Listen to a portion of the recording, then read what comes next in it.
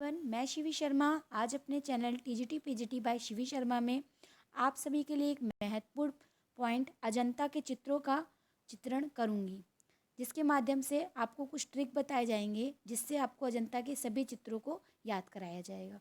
और साथ साथ अजंता के कुछ ऐसे पॉइंट बताए जाएंगे जो कि आपके टीजीटी के लिए और पीजीटी के लिए मोस्ट इम्पॉर्टेंट है।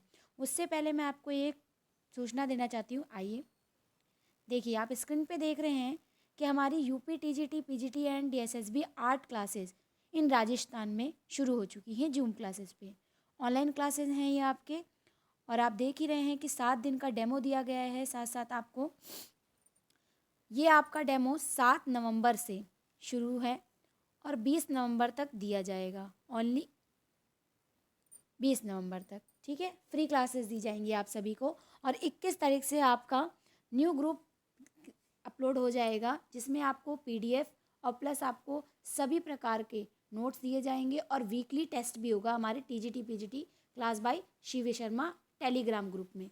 ये देखिए, हमारा टेलीग्राम ग्रुप भी लिखा हुआ है मैंने। चलिए, अब इसमें आपको बताते हैं कि इस क्लास की टाइमिंग क्या क्या है। जो बच्चे फर्स्ट ग्रेड से तैयारी कर रहे हैं उनकी टाइमिंग है 2 बजे से दोपहर के 2 बजे से 3:30 बजे तक। और जो बच्चे टीजीटी पीजीटी की तैयारी कर रहे हैं उनकी टाइमिंग है 8 बजे से लेकर 9:45 तक।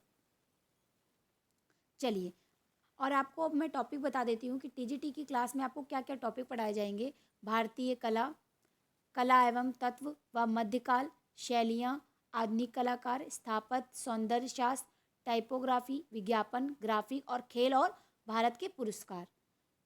चलिए, अब हम अपनी क्लास स्टार्ट करते हैं और आपको अजंता के बारे में बताते हैं।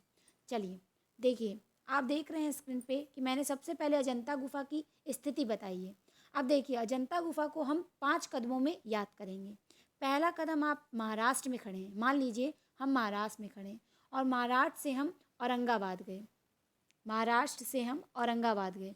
अब जब हम इतनी दूर तक चले हैं तो हम बहुत ही प्यासे हो गए हैं, बहुत थक गए हैं। तो हमने क्या किया, जल पिया। तो जलगांव स्टेशन पहुंच गए हम। उसके बाद हम 61 किलोमीटर चले और फरदापुर पहुंच गए। अब जब हम जल पी लेते हैं तो हमारे अंदर फटाफट ताकत आ जाती है और बहुत तेज चले, तो फटाफट मतलब फरदापुर। उसके बाद हमने 2 किलोमीटर यात्रा तय की और अजिष्ठा गांव पहुंच गए, और उसके बाद 7.6 किलोमीटर दूरी तय की, अजंता पहुंच गए। अब जब हम अजंता पहुंच गए हैं तो अजंता एक आप मंदिर के स्थान पर रवानते हैं। एक चैत्य गुफाएं प्राप्त होती हैं जिन्हें पूजा गृह कहा जाता है और थुआ भी कहा जाता है। अब देखिए, जब हम मंदिर पहुंच गए तो मंदिर पहुंचने में हम मंदिर में भगवान के दर्शन करने के लिए सबसे पहले नहाते हैं। तो देखिए, अब सबसे पहले हम किस नदी में नहाएंगे, बागोरा नदी में। और बागोरा नदी किस पर्वत के पास है, सतपुड़ा पर्वतमाला के पास है। और जब हम सुबह से, देखिए महाराष्ट्र है तो हम सुबह से चले हैं तो हमें शाम हो गई है, तो चंद्रमा, रात को चंद्रमा आ जाते हैं, तो अर्धचंद्राकार में यह नदी प्राप्त है। अब देखिए, अजंता की जो किस गज में फैली हुई है। देखिए, अगर सारे बताए गए हैं आपको, 75 मीटर, 250 फीट ऊंचे स्थान पर 600 गज में फैली हुई है अजंता। आइए, अब इसके आगे हम नामकरण पढ़ेंगे। देखिए, अजंता के नामकरण को मैंने 3 भागों में बांट दिया है ताकि ईजिली आपको याद हो जाए। सबसे पहले हम महामयूरी ग्रंथ, जो कि भारत भवन वाराणसी में संग्रहित है, जिसे हम अजित जय भी कहते हैं। दूसरा, अजिष्ठा नामक गांव से पाया गया। और तीसरा, या मैत्रेय बुद्ध। मैंने या मैत्रेय या नहीं ऐड किया है, आप ऐड कर लीजिएगा कि या मैत्रेय बुद्ध। या मैत्रेय बुद्ध का मतलब होता है भविष्य में अवतरित होने वाले बुद्ध, जिन्हें अजीत भी कहा जाता है। चलिए, हमने पढ़ लिया अजंता की स्थिति और अजंता के नामकरण। अब हम पढ़ेंगे कुछ महत्वपूर्ण पॉइंट जो कि टीजीटी में अधिकतर पूछे जाते हैं। देखिए, अजंता की 30 गुफाएं जो कि पूर्व से पश्चिम की ओर बनी हुई हैं। ये हमेशा याद रखिएगा, पूर्व से पश्चिम की ओर बनी हुई। 600 गज या 1 किलोमीटर क्षेत्र में फैली थी। अब आइए मोस्ट इम्पॉर्टेंट पॉइंट्स, ये 8 पॉइंट हैं, बहुत इंपॉर्टेंट, इनको अच्छे से पढ़िएगा, इसमें अधिकतर बच्चे कंफ्यूज हो जाते हैं। देखिए, सबसे बड़ी गुफा 29, सबसे छोटी गुफा 8, सबसे मध्य की गुफा 16, सबसे नई गुफा 15A जो 14 और 15 के मध्य पनपी, सबसे प्राचीन गुफा 13, सबसे पहली गई खोजी गुफा 10, सबसे प्राचीन चित्र अब ध्यान दीजिएगा, आप कंफ्यूज मत होइए, सबसे प्राचीन गुफा 13 है और सबसे प्राचीन चित्र किसमें प्राप्त हुए? गुफा संख्या 9 और 10 में। अब देखिए, सबसे बाद का चित्रण 1 और 2 में प्राप्त हुआ। चलिए अब हम आगे बढ़ते हैं कि अजंता की चित्रण पद्धति कैसी होती है, माध्यम किस तरीके से वहाँ पे चित्रण किया जाता था। देखिए, हमने 3 भागों में बांटा है। पहला तो बांटा है टेम्परा माध्यम, दूसरा फ्रेस्को विधि, तीसरा एनकॉस्टिंग माध्यम। अब पहला देखिए, भित्ति चित्रण का सर्वप्राचीन माध्यम, इसकी विशेषता पायस याद रखिएगा, पायस थी, और इसे हम इध, अंडे की जर्दी, ग्लिसरीन भी अन्य नाम कह सकते हैं। अब देखिए फ्रेस्को विधि। फ्रेस्को चित्रण में धरातल पर प्लास्टर की 3 परत लगाई जाती थी। 3 परत लगा के उसके बाद उस पर चित्रण कार्य किया जाता था, जिससे कि दीवार में जो छोटे छोटे छिद्र होते थे वो ढक जाते थे और हम चित्रण बड़ी ही सरलता पूर्वक कर सकते थे। चलिए अब देखिए, आखिरी है एनकॉस्टिंग माध्यम। एनकॉस्टिंग माध्यम हम तैल रंग में मोम मिलाकर चित्रण किया करते थे। एनकॉस्टिंग माध्यम में हम तैल रंग मिलाकर चित्रण करते थे, और तैल रंग के जो संस्थापक हैं वो हैं जॉन वॉन आइक। चलिए हम आगे बढ़ते हैं। अब हम बताएंगे आपको अजंता की चित्रण पद्धति जो फ्रेस्को विधि है, मुख्य फ्रेस्को विधि है। अब फ्रेस्को विधि में आपको 2 भागों में बांटा गया है। पहला फ्रेस्को और दूसरा फ्रेस्को ब्यूनो। अब देखिए, फ्रेस्को को हम शुष्क धरातल बोलते हैं और फ्रेस्को ब्यूनो को हम गीले धरातल पर चित्रण करते हैं। अब देखिए फ्रेस्को में सर्वप्रथम चित्रण में प्रयोग किया था, इसे मिश्र पद्धति की भी कहा गया है। क्या कहा गया है? इसे मिश्र पद्धति भी कहा गया है। अब देखिए, भारत में अजंता में इसका प्रयोग किया जाता है। याद रखिएगा, कई बार पूछा गया है कि उसका माध्यम क्या है अजंता का, तो फ्रेस्को ही सही लगाएंगे।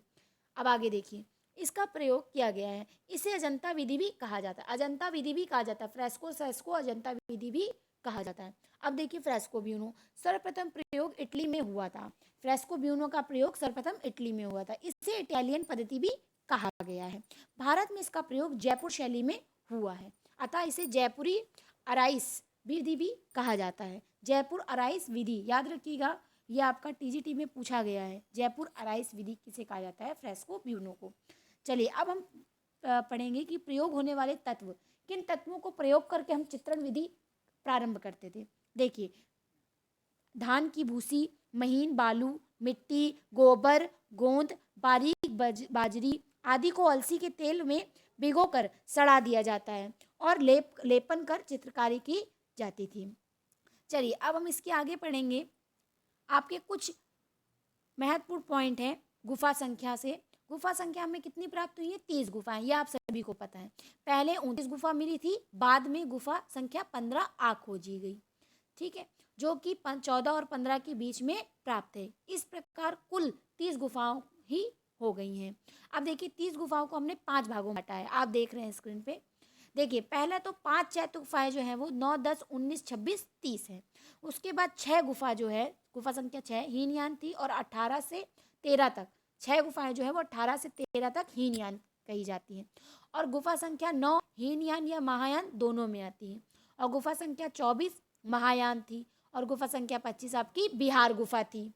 चलिए अब हम आगे बढ़ते हैं कि अजंता के चित्रों के रंग पढ़ते हैं। देखिए, अब मैंने एक पॉइंट फ्रेस्को का मिस हो गया, तो इसमें ऐड कर दिया है। ध्यान दीजिएगा कि फ्रेस्को में वैक्स वार्निश का प्रयोग किया जाता है, उसको कंप्लीट करने के लिए वार्निश का प्रयोग किया जाता है। अब देखिए, अजंता के भित्ति चित्रों में खनिज रंगों का ही प्रयोग हुआ है। इसे प्राकृतिक रंग भी कहते हैं, और इसका दूसरे में आप प्राकृतिक गोंद मिलाकर किया जाता है खनिज रंग तैयार। चलिए अब हम रंगों के माध्यम पढ़ते हैं। अब देखिए, सफ़ेद रंग हमें चूना व खड़िया से प्राप्त हुए, लाल तथा भूरा रंग गेरू रंग से, पीला सखिया की भस्म से, नीला रंग लेपिस लाजुली पत्थर से, जिसे अल्टावरीन ब्लू कहते हैं। और ये इसकी प्राप्त कहाँ से हुआ है? ईरान से। सभी लोग ये लिख लीजिएगा क्योंकि ये पीजीटी में पूछा गया है। ईरान से, अफगानिस्तान से प्राप्त हुआ है। आखिरी है आपका हरा रंग, टेरावट पत्थर से प्राप्त हुआ। अब हम देखते हैं बौद्ध कला के बारे में, जो कि हमारे एक इतिहासकार हैं प्रसिद्ध लामा तारानाथ जी, जो कि तिब्बती इतिहासकार हैं। ये देखिए कई बार ये पूछा गया है हमारे। एक मिनट रुकिए आप सभी।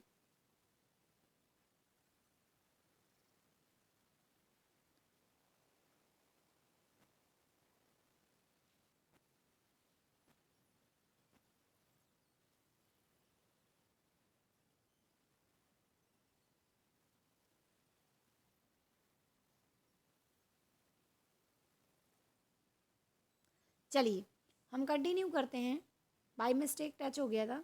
चलिए, बौद्ध कला, लामा तारा नाथ तिब्बती इतिहासकार हैं हमारे। देखिए इन्होंने 3 भागों में 3 शैलियाँ हमें दी। पहली देखिए देव शैली, दूसरी यक्ष शैली, तीसरी नागर शैली। अब देखिए देव शैली में इसके संस्थापक हैं बिंबसार, मुख्य केंद्र है मगध और 5वीं 6वीं शताब्दी ईस्वी में विकसित हुई और इसके अंतर्गत अजंता गुफा आती है। नेक्स्ट है यक्ष शैली, अशोक के समय विकास किया गया। मारवाड़ इनका केंद्र था जो राजपूताना शैली में पाई जाती हैं। 7वीं शताब्दी में विकास हुआ और चित्रकार थे श्रृंगधर। नागर शैली में आपको नागार्जुन ने किया था। 3वीं शताब्दी में इनका जन्म हुआ था। केंद्र इनका बंगाल था और चित्रकार धीमान विद्वान लामा तारानाथ ने इसे पाल शैली कहा। चलिए अब इसके आगे हम पढ़ते हैं गुफाएं, मोस्ट इंपॉर्टेंट पॉइंट जो आज मुझे आपको कंप्लीट करना है। देखिए गुफा संख्या 1 में देखिए सबसे पहले हम ट्रिक पढ़ेंगे कि एक नायक है विजय जो कि काली राजकुमारी के साथ नंद व सुंदरी का नृत्य देखने बैर श्रावस्ती पहुंचा। अब इसके चित्र याद करेंगे इसी माध्यम से। आप सिर्फ ये ट्रिक की एक लाइन याद करेंगे और आपके सारे चित्र याद हो जाएंगे सातों के साथ। देखिए पहला चित्र है मार विजय, दूसरा काली राजकुमारी, तीसरा नंद व सुंदरी की कथा, चौथा नंद की दीक्षा, पांचवा नित्य वादन, छठा 2 बैलों की लड़ाई और 7वां श्रावस्ती की चमत्कार। अब देखिए ट्रिक नंबर दूसरा, गुफा संख्या 1 का ही ये ट्रिक है। जनक नंबर 1 पर आकर सींचपाल बने। अब इसी से हम 4 चित्र बनाएंगे। जनक से महाजनक जातक, शी से शिवी जातक और चा से चंपेय जातक और पाल से शंखपाल जातक। चलिए अब हम गुफा संख्या 2 पढ़ेंगे। गुफा संख्या 2 में सबसे पहले मैं आपको कोई स्टोरी सुनाना चाहते हैं। देखिए सहज बुद्ध मतलब हजार, सहज मतलब आप समझ लीजिए कि हजार होता है। तो हजार बुद्ध एक आंगन में खड़े थे, ठीक है, और वहाँ पे एक राजकुमारी थी माया देवी नाम की जो कि झूला झूल रही थी। तो जो झूला झूल रही थी राजकुमारी, तो उनमें से जो सहज हजार जो बुद्ध थे उनमें से एक नायक थे बुद्ध जिनको माया देवी से प्रेम हो जाता है। तो उनको प्रेम हो जाता है तो उसके बाद उनके विवाह के लिए पंडित को बुलाया जाता है, विदुर पंडित को। पर उनकी शादी में कई बाधाएं आ जाती हैं। क्यों, क्या कारण होता है बाधा का? कि माया देवी के जो बायां अंगूठा है, बाएं अंगूठे हैं वो दो बाएं अंगूठे थे उनके हाथ में, बाएं हाथ में। तो किसी प्रकार उनकी शादी करा दी जाती है। परंतु कुछ समय बाद माया देवी को एक स्वप्न आता है कि बुद्ध जी का जन्म होने वाला है। और जन्म किस लिए होना चाहता है? किसी ना किसी कारण हर किसी का जन्म होता है। अब देखिए बुद्ध जी का जन्म एक तूषित नामक राक्षस था जिसका सर्वनाश करने के लिए उनका जन्म हुआ था। अब ये स्टोरी मैंने बता दी। अब आप चित्र देखिए, चित्र अब आसानी से आपको याद हो जाएंगे। पहला चित्र है सहज बुद्ध, दूसरा है झूला झूलती राजकुमारी, तीसरा है पूर्णक इंद्रावती की प्रेम कथा, विदुर पंडित जातक की कथा, 2 बाएं अंगूठे वाली रमणी, माया देवी का स्वप्न, बुद्ध जन्म, दूषित स्वर्ग और सर्वनाश। इजी। अब देखिए गुफा संख्या 2 का दूसरा ट्रिक। आप सिर्फ आपको जब किसी से गलती हो जाती है तो आप क्षमा मांगते हैं, तो सिर्फ आपको ट्रिक में याद करना है कि क्षमा जो कि जातक चित्रों से रिलेटेड है। अब देखिए इसमें 2 चित्र मिले हैं, शांतिवादक जातक और महाहंस जातक, ठीक है। चलिए अब गुफा संख्या 9 में पढ़ेंगे। अब देखिए सबसे पहले आप ट्रिक को देखिए कि गुफा संख्या 9 में सबसे पहले आप जानिए कि एक बड़ा सा खेत है जहाँ पर एक मंदिर है। अभी मैंने आपको थोड़ी देर पहले बताया था कि चैत्य को ही हम स्तूप कहते हैं और स्तूप को ही हम धुआ कहते हैं और पूजा गृह कहते हैं। तो स्तूप एक बड़े से खेत में मध्य में स्थित है और वहाँ पे नाग है और एक चरवाहा है जो अपने पशुओं को चराने के लिए वहाँ पर लाया है। तो बस उसी पे ही एक ट्रिक बनाया है कि स्तूप पर नाग है, पशुओं को खदेड़ो। चलिए अब इससे हम चित्र देखते हैं। पहला चित्र है स्तूप पूजा, दूसरा है नाग पुरुष, तीसरा है पशुओं को खदेड़ते चरवाहे। ये आपके हो गई गुफा संख्या 9 के चित्र। अब हम गुफा संख्या 10 के चित्र पढ़ेंगे। 10 के चित्र पढ़ने से पहले हम एक स्टोरी सुनेंगे। देखिए पहले ज़माने में जो राजकुमार राजा महाराजा थे वो जब अपना जुलूस वगैरह निकलवाते थे या कभी कहीं किसी के यहाँ जाते थे तो वो हाथी व ऊँट पे बैठ के जाते थे, वाहन होते थे उनके, और अधिकतर जलूस निकाले जाते थे उनके। तो जब भी हम कभी जलूस देखते हैं तो हमारे घर के सामने से ही तो निकलता है जुलूस। तो उसी से एक ट्रिक बना है कि 6 हाथियों का जुलूस सामने से निकला, 6 हाथियों का जुलूस सामने से निकला। आइए अब इनके चित्र पढ़ेंगे गुफा संख्या 10 के। 6 से बन गया आपका छंदक जातक, 6 से बन गया आपका छंदक जातक और जलूस का पूरा जलूस उतर जाएगा और सामने में सिर्फ आप साम लेंगे और साम जातक चित्र बन जाएगा। चलिए अब हम गुफा संख्या 16, इससे पहले हम गुफा संख्या 16 पढ़ें उससे पहले हम एक छोटी सी स्टोरी जानेंगे गुफा संख्या 16 में हुआ क्या था। अब देखिए, पहले हमने गुफा संख्या आपको 2 बताई थी माया देवी के ऊपर, ठीक उसी प्रकार से गुफा संख्या 16 में भी एक स्टोरी है। देखिए, सबसे पहले गुफा संख्या 16 में जो माया देवी नायिका हैं वो गर्भवती होती हैं। अधिकतर आप सभी को पता है कि जो लेडीज़ें गर्भवती होती हैं उनको अनेक अनेक प्रकार के सपने आते हैं, अलग अलग प्रकार के। तो इसी प्रकार से माया देवी को भी एक स्वप्न आया। क्या स्वप्न आया? कि बुद्ध जी का जन्म होने वाला है। आपको पहले बताया गया है गुफा संख्या 2 में। इसी प्रकार से जब बुद्ध जी का जन्म हो जाता है तो वो अपने छोटे छोटे पगों से चलने लगते हैं, और जब वो चलने लगते हैं तो चलते चलते वो बड़े हो जाते हैं, और जब कोई बच्चा बड़ा हो जाता है तो उसे पाठशाला में डाल दिया जाता है। अब आप इस तरीके से याद करिए कि बुद्ध की जो पाठशाला थी वहाँ पे एक गुरु थे, उनका नाम था नंद। तो उन्होंने नंद जी से दीक्षा ली, मतलब शिक्षा प्राप्त की, और उसके बाद वह जब शिक्षित हो गए तो वो वन में यात्रा करने के लिए चले गए। और जब वो वन में गए तो उन्होंने एक 4 दृश्य देखे अलग अलग तरीके से, कोई वृद्ध बूढ़ा व्यक्ति है, इस तरीके से चित्र देखे।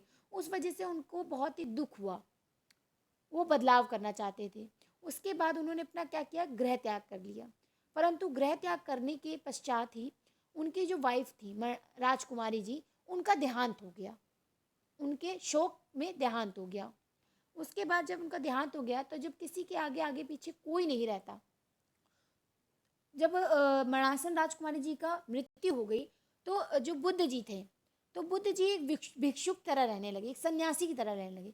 अब जब जो सन्यासी की तरह रहने लगा, जिसके आगे पीछे कोई नहीं होता, तो वो आज़ाद हो जाता है, फ्री हो जाता है बिल्कुल, कि आगे पीछे हमारे कोई नहीं है।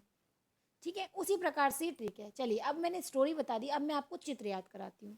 देखिए, गुफा संख्या 16 का पहला चित्र है माया देवी का गर्भधारण, माया देवी का स्वप्न, बुद्ध के 7 पग चलने, जैसे मैंने बताया छोटे छोटे पगों से, वही 7 पग चलने की कथा।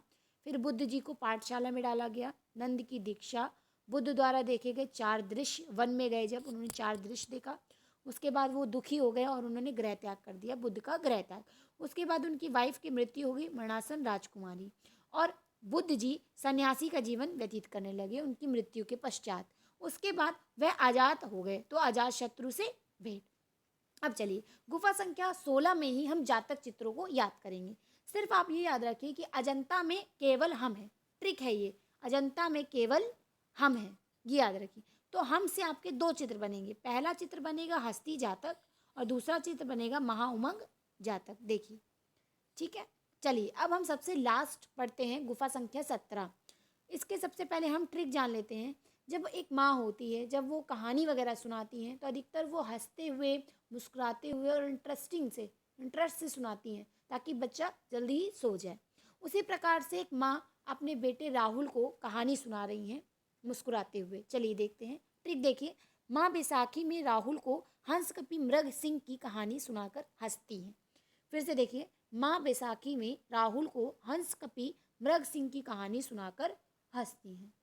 ठीक है, चलिए अब इससे चित्र बनाते हैं। आप सभी को पता है कि माँ को संस्कृत में मात्र बोलते हैं, तो मात्र पोषक जातक, बेसांतर जातक, राहुल समर्पण, महाहंस जातक, महाकपि जातक, मृग जातक, सिहलावदान की कथा और हस्ती जातक।